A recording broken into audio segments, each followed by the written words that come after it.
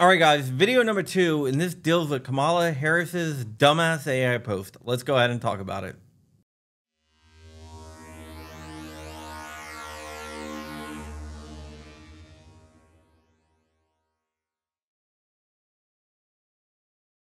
What's up, Wolverines? Welcome back to the channel. John Crump here from John Crump News, where you get your 2A every day. If you can do me a big favor, head over to giftsandgo.com/997 and you can donate to the scouts. It would really help them out. Okay, guys, today we're going to be talking about a post on X, formerly Twitter, by current Vice President and presidential candidate Kamala Harris. Kamala Harris posted a handwritten note sent to her by Tucker, who she hints at being Tucker Carlson, and it is full of anti-gun propaganda. I'm going to read you the note, then we will talk about Tucker Carlson's response to the note, because he had a pretty damn good response. Then we're going to talk about the really scary part, and it's not the anti-gun rhetoric that's in the note. It's the fact that Kamala Harris and her advisors did not realize this was an AI-generated note, or they chose to ignore the fact that it was AI-generated.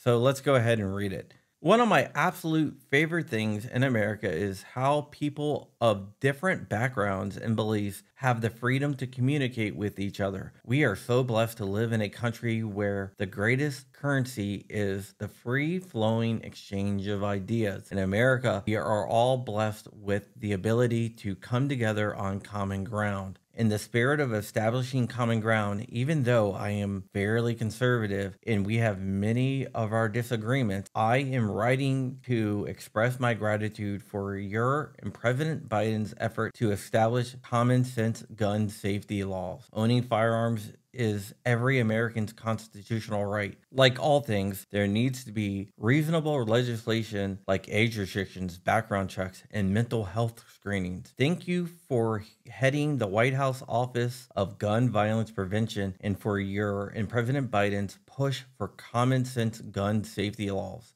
I look forward to seeing what the Biden-Harris administration accomplishes in this regard. All the best, and God bless, Tucker. Now, Tucker Carlson would come out and say he didn't write the letter and he carries a gun every day and doesn't believe in anything that the letter said.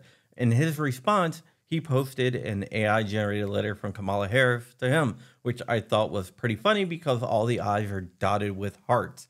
And the letter really skewers her over stuff like the border and other issues that she probably wants to run away from.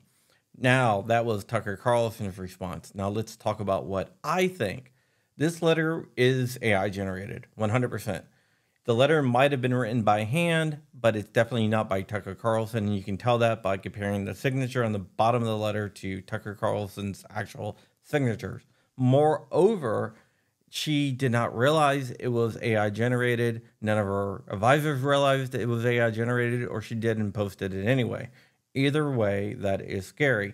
You can take the text of the letter and throw it into an AI detector, which there's tons of, and it will come back with 100% AI generated. So there's no doubt it was AI generated.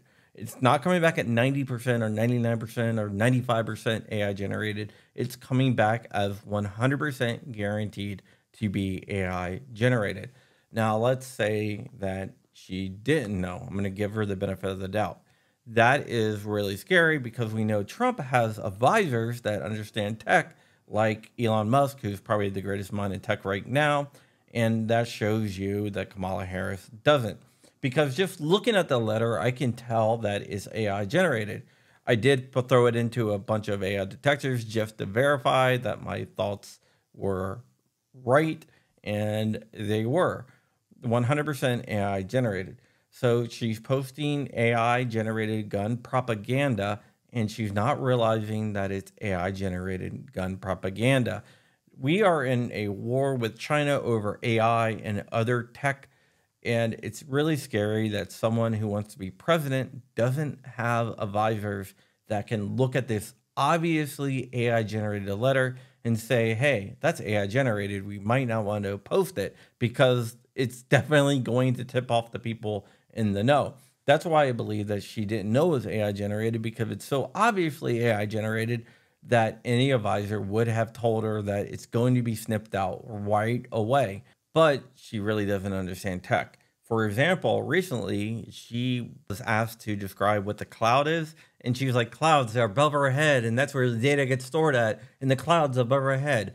So this dumbass actually thought that data was being uploaded to actual clouds and not data centers filled with servers. And that should be scary, because that is one of the fundamental things that the internet is based on: cloud computing.